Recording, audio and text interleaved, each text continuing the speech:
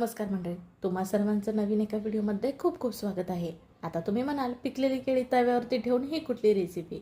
पण ही रेसिपी अतिशय पौष्टिक, इनो, सोडा, दही न वापरता करणार आहोत बरं का. आणि ह्याच्या पुढे तुमची पिकलेली केळी कधीच वाया जाणार नाही. चला नेमकी रेसिपी काय आहे वेळ न करता व्हिडिओला सुरुवात करूया. सुरुवातीला बघा 2 इथं चांगली पिकलेली केळी घेतलीत. अगदी ह्याच्यापेक्षा जास्त पिकलेली, जास्त डाग पडलेले असतात ना, ती घेतलात तरी चालेल बरं का.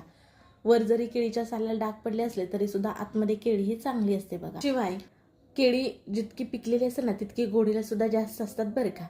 आता केळीच्या वरची सालं काढून घेतलीत आणि केळीच्या अशा चकत्या करून घेणार आहोत. आता ही तर केळी ही मोठी असल्यामुळे का नाही 2च घेतलीत. अगदी देशी गावठी केळी कशी छोटी छोटी असतात, मग तुम्ही 4 घेऊ शकता. किंवा किती प्रमाणामध्ये हा पदार्थ करायचा आहे त्याच्यानुसार केळीचं प्रमाण किंवा तुमच्या आवडीनुसार कमी अधिक करू शकता. शिवाय इथं घेतलेला आहे मिक्सरचा जार. सर्व केळीच्या ज्या चकत्या आहेत त्या मिक्सर जारमध्ये काढून घेतल्यात आणि एकदा मिक्सरला फिरून घेणार आहोत. पाणी दूध घालायचं नाही बघा. केळी ही पिकलेली नरम असल्यामुळे मिक्सरला लगेच ह्याची पेस्ट होते. आता याच्यामध्ये घालायचा आहे तो म्हणजे रवा. बारीक रवा इथं अर्धा कप घेतलेला आहे. मोठा असेल तरीसुद्धा चालेल. 1 कप इतकं तांदळाचं पीठ घेतलेलं आहे.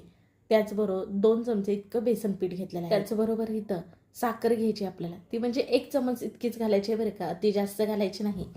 चवीसाठी मीठ अर्धा चमच इतकं आणि इथं 1 कप इतकं पाणी सुरुवातीला घेतलं आहे. त्यातलं अर्धा कप इतकं पाणी घालून मिक्सरला फिरवून घेतलं.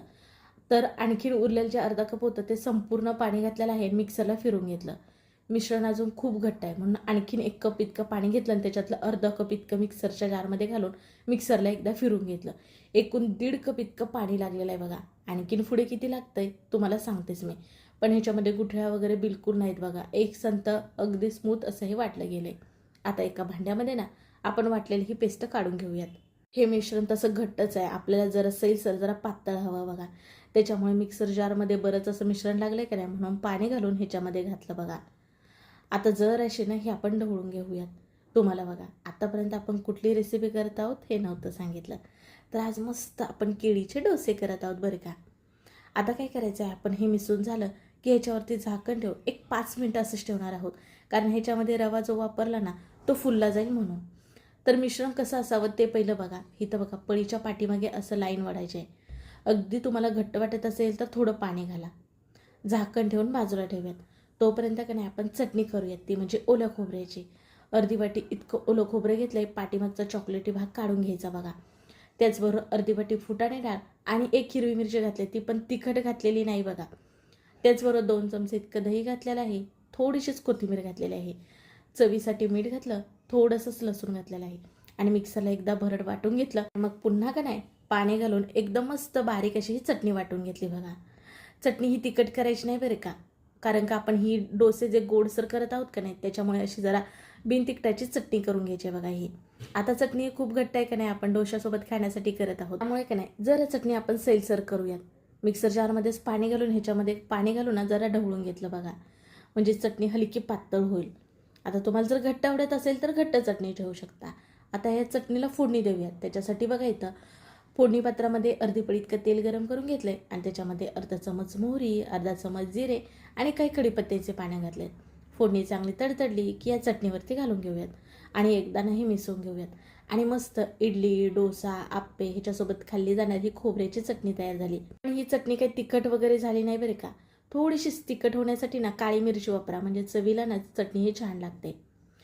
आता बघा ही चटणी तयार झाली, बाजूला ठेवूयात. आणि बघा जे डोशासाठी मिश्रण होतं ते 5 मिनिटामध्ये अगदी छान भिजले बघा. अगदी मस्त स्मूथ झाले.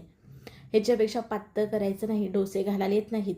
शिवाय घट्ट जरी असला तरी डोसा ना तव्यावरून सरकत नाही. ह्या सर्वात महत्त्वाच्या टिप्स आहेत. आता तव्याला नाही तर बघा तेल लावून घेत आहे. तवा अगोदरच गरम करून घेतला आहे. त्याचवरून पाण्याचा शिंतोडा देऊन हे पाणी एक्स्ट्रा जे आहे ना ते पुसून घ्यायचं आपल्याला, म्हणजे जे तव्याचं टेम्परेचर आहे ना ते कमी होतं, त्याच्यामुळे पाणी शिंतोडून पुसून घ्यायचं आहे आपल्याला, म्हणजे डोसा चांगल्या प्रकारे हा उठला जातो. आता काय करायचं आहे, मधोमध आपल्याला मिश्रण घालायचं आहे.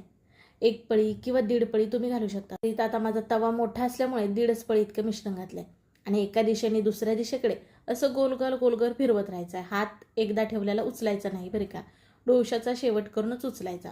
अगदी करायला डोसा सोपा आहे बघा. वरून थोडंसं इथं तेल लावत आहे. तेलाच्या ऐवजी तूपसुद्धा लावू शकता तुम्ही. ह्याच्या अगोदर तसे तर मी तुम्हाला वेगवेगळ्या प्रकारचे डोसेचे व्हिडिओ दाखवलेलेच आहेत. मूग डाळीचा डोसा, मुगाचा डोसा, त्याचबरोबर रव्याचा डोसा, डाळ तांदळाचा डोसा, ह्या सर्वांचे व्हिडिओ आपल्या चॅनलवरती अपलोड आहेतच. तर आज आपण इथं केलेला आहे तो म्हणजे केळीचा डोसा. आपण बघा मिश्रणामध्ये साखर वापरली होती, त्याच्यामुळे ह्या डोस्याला ना रंग मस्त सुरेख येतो.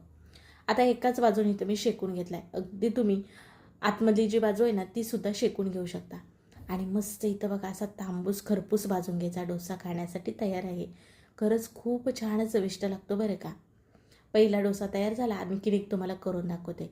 ते म्हणजे बघा तव्यावरती पाणी शिंपडून घेतलं. आता तेल किंवा तूप बिलकुलसुद्धा वापरायचं नाही, फक्त सुरुवातीला एकदाच वापरायचं. आणि पुन्हा सेम मिश्रण मध्यभागी सोडून आपल्याला हा डोसा पसरून घ्यायचा आहे बघा. मिश्रण हे अगदी परफेक्ट असल्यामुळे डोसा अगदी चांगल्या प्रकारे होतो बघा, मस्त पातळसर. या मिश्रणामध्ये बघा आपण नाही इनो वापरला, ना सोडा, ना दही वापरला, अगदी झटपट असे होतात. शिवाय नाही तुम्हाला भिजत घालायचे टेन्शन किंवा अगोदर कुठलीच पूर्वतयारी करायची.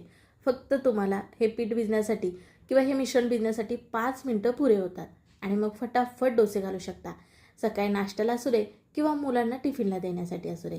वाव, बघू शकता मस्त हा सुद्धा डोसा इथं उठलेला आहे. बिलकुल सुद्धा तव्याला चिटकत नाही, चटाचट चांगल्या प्रकारे होतात बघा.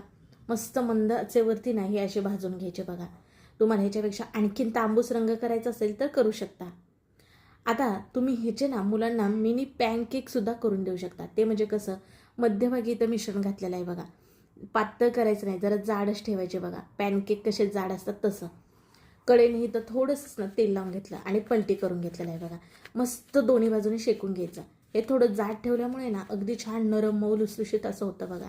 दिवसभर जरी मुलांना टिफिनला दिला तरी सुद्धा हे नरम राहतं. पहिला पॅनकेक केल्याला तो बाजूला सारून दुसरा सुद्धा तुम्ही अशा प्रकारे सोडू शकता बघा. म्हणजे मुलांना तुम्ही एकाच मिश्रणापासून डोसे किंवा पॅनकेक असे बनवून देऊ शकता बरं का. आता पहिला तयार झाला ना, इथं बाजूला जो ठेवला आहे ना तुम्ही चांगल्या प्रकारे शेकून घेत आहे बघा. कारण गॅस हा बारीक ठेवला आहे ना, फास्ट गॅसवरती लगेच भाजले जातील, पण तितकेसे चवीला लागत नाही. त्याच्यामुळे मंद आचेवरती भाजून घ्यायचे. मस्त असा रंग येऊपर्यंत दोन्ही इथं करून घेतलेत. आणि इथं चांगल्या प्रकारे ना आपले हे डोसे झालेले आहेत. आता हे डोसे ह्या चटणीसोबत खाऊ शकता. शिवाय तुम्ही हे डोसे चहासोबत, नारळाच्या दुधासोबत खाऊ शकता. पण ही जी चटणी केली ना ती मी तिखट केली नाही, फिक्कीच आहे. त्याच्यामुळे ह्या चटणीसोबत हा डोसा खायला छान लागतो बरं का. शिवाय तुम्हाला सांगितलंच, तुम्हाला आवडत असेल तर तुम्ही चहासोबत खाऊ शकता, अगदी मस्त चवीला लागतो. शिवाय तुम्हाला म्हटलं बघा, हे तुम्ही पॅनकेक म्हणून सुद्धा मुलांना टिफिनला देऊ शकता बघा. अगदी मऊसूद झाले. काय करायचं, एक पॅनकेक घ्यायचा, मध्येच नाही तर मी हनी म्हणजेच की मध लावून घेतला सगळीकडे, आणि वरून आणखीन एक पॅनकेक ठेवायचा आणि असं हलकं दाबून घ्यायचं आणि मध्येतनं ना असं आपल्याला कापून घ्यायचं आहे आणि मुलांना खायला देऊ शकता. अगदी गोड असल्यामुळे ना मुलं अगदी आवडीने खातात. खरंच खूप छान लागतं. ह्याच्यामध्ये केळीचा फ्लेवर असल्यामुळे मुलं पण आवडीने खातात. वेगळं काहीतरी नवीन ट्राय करायचं असेल तर नक्की करा. चला मग व्हिडिओ कसा वाटला नक्की कळवा. व्हिडिओ जरा सुद्धा आवडल्यास पटकन एक लाईक करा. व्हिडिओ शेअर करा तुमच्या मित्र मैत्रिणी परिवारामध्ये. आणि हो, चॅनलला सबस्क्राईब करायला विसरू नका. नवीन नवीन व्हिडिओ पाहायला मिळतील. चला मग पुन्हा भेटू नवीन अशा व्हिडिओमध्ये.